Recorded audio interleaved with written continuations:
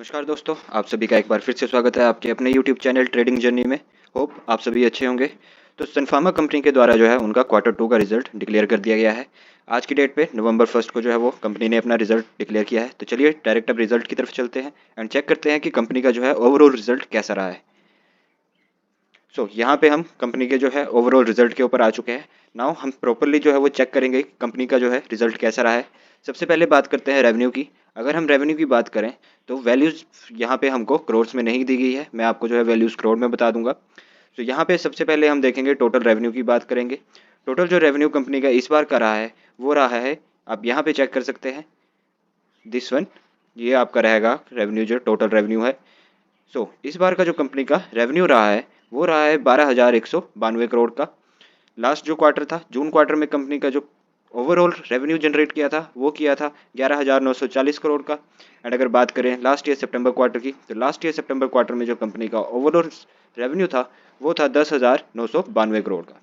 तो यहाँ पे अगर हम देखें साल दर साल जो है वो कंपनी ने एक अच्छी जो है यहाँ पे ग्रोथ दिखाई है अपने रेवेन्यू के अंदर। लगभग 10 से 11% की जो है वो यहाँ पे कंपनी के साल दर साल में जो है वो हमें ग्रोथ देखने को मिली है। अगर बात की जाए क्वार्टरली की, तो क्वार्टरली जो है वो क्वार्टरली में भी कंपनी ने एक अच्छी खासी जो है वो 2% की जो है यहाँ पे हमको ग्रोथ शो हो रही है। यहाँ पे कंपनी का साल दर साल की बात करें तो साल दर साल में जो है वो कंपनी ने एक अच्छा खासा रेवेन्यू जनरेट किया है। नाउ अगर बात की जाए टोटल एक्सपेंस की, एक्सपेंस की अब हम बात करने जा रहे हैं। तो यहाँ पे आपको टोटल एक्सपेंस जो है वो शो किया जाएगा। टोटल एक्सपेंस की बात की जाए तो कंपनी का इस क्वार्टर में जो टोटल एक्सपेंस रहा है वो रहा है 9,695 करोड़ का। एंड अगर बात की जाए लास्ट क्वार्टर की, जून क्वार्टर में जो कंपनी का ओवरऑल एक्सपेंस था वो था 9,341 करोड़ का। एंड अगर बात की जाए लास्ट ईयर सितंबर क्वार्टर की, मींस ईयर टू ईयर देखा जाए, तो वो कंपनी का ओवरऑल जो रेवेन्यू एक्सपेंस था वो था 8,625 करोड़ का। यहाँ पे जो है वो रेवेन्यू में जो है हमें एक थोड़ी सी जो है वो तेज़ी देखने को मिली है, क्वार्टरली वाइज भी एंड ईयरली वाइज भी। तो अगर रेवेन्यू की बात की जाए तो रेवेन्यू में भी हमें एक अच्छी खासी यहाँ पे ग्रोथ देखने को मिली है। ये जो है एक मिनिमम सी बात है कि अगर हमारे रेवेन्यू ग्रो हो रहा है तो इसका मतलब है थोड़ा सा जो है वो एक्सपेंस में भी हमें ग्रोथ देखने को मिल सकती है। नाउ अगर बात की जाए टोटल नेट प्रॉफिट की, तो नेट प्रॉफिट अगर हम चेक करें तो नेट प्रॉफिट जो कंपनी का इस बार का रहा है वो रहा है, यहाँ पे आप चेक कर सकते हैं, 2,385 करोड़ का। एंड अगर बात की जाए लास्ट क्वार्टर की, तो लास्ट क्वार्टर में जो था वो रहा था 2,005 करोड़ का, लगभग 2,005 करोड़ का आप ले सकते हैं। एंड अगर बात की जाए यहाँ पे लास्ट ईयर सितंबर क्वार्टर की, तो लास्ट ईयर सितंबर क्वार्टर में जो था नेट प्रॉफिट रहा था 2,255 करोड़ का। तो यहाँ पे अगर हम चेक करें तो यहाँ पे नेट प्रॉफिट में जो है ईयरली वाइज तो हमें उतनी ग्रोथ देखने को नहीं मिली है। ईयरली वाइज अगर हम लेके चले तो ईयरली वाइज जो है वो कंपनी का लगभग जो है वो 6% की जो है हमें यहाँ पे तेजी देखने को मिली है। अगर ईयरली वाइज हम देखें तो नेट प्रॉफिट में 6% की तेजी है। और अगर क्वार्टरली वाइज देखा जाए तो क्वार्टरली वाइज जो है वो कंपनी में एक अच्छी खासी हमें तेजी देखने को मिल रही है। लगभग जो है वो 19% की जो है हमें यहाँ पे तेजी देखने को मिली है। नाउ ईपीएस की बात करते हैं। मेन जो रहा हमारा ईपीएस का टॉपिक है। सबसे पहले हम देखेंगे कि कंपनी ने जो है वो इस बार जो है कितना ईपीएस दिया है। आप यहाँ पे ईपीएस चेक कर सकते हैं। ईपीएस जो इस बार का कंपनी ने दिया है वो 9.9 का दिया है। आप यहाँ पे देखिए इस क्वार्टर का जो ईपीएस रहा है वो 9.9 रुपीज़ का रहा है। लास्ट क्वार्टर का जो ईपीएस था वो था 8.4 का। एंड अगर बात की जाए लास्ट ईयर के क्वार्टर की, तो लास्ट ईयर के सितंबर क्वार्टर में 9.4 का ईपीएस रहा है। तो ईयरली वाइज भी ईपीएस में एक छोटी सी हल्की सी तेजी देखने को हमें मिली है।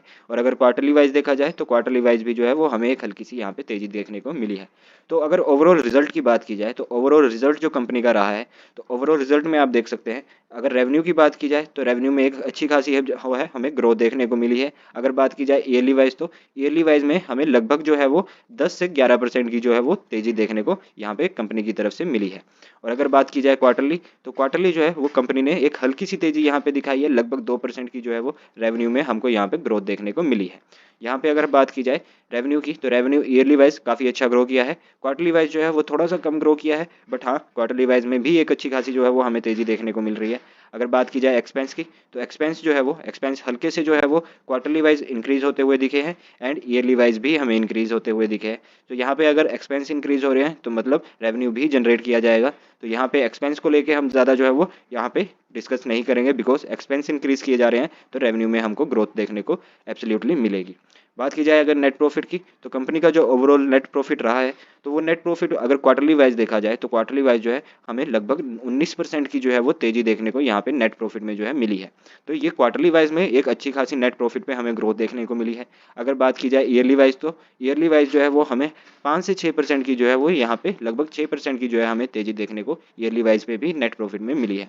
तो यहाँ पे ओवरऑल रिजल्ट की बात की जाए तो जो है यहाँ पे आप चेक कीजिए, सारा जो हमारा रिजल्ट है इन पॉजिटिव ही रहा है। बट अगर बात की जाए ओवरऑल सन फार्मा रिजल्ट की, सन फार्मा का जो है इस बार का जैसे हम लगभग आइडिया लगा के बैठे थे कि कंपनी में जो है एक अच्छी खासी जो है वो हमें ग्रोथ देखने को मिलेगी, तो अगर रिजल्ट को देखा जाए तो रिजल्ट के बेसिस पे तो उतनी ग्रोथ हमें देखने को नहीं मिली है। बट हाँ, एक तरफ से जो है रिजल्ट हमारे पॉजिटिव में ही रहे हैं।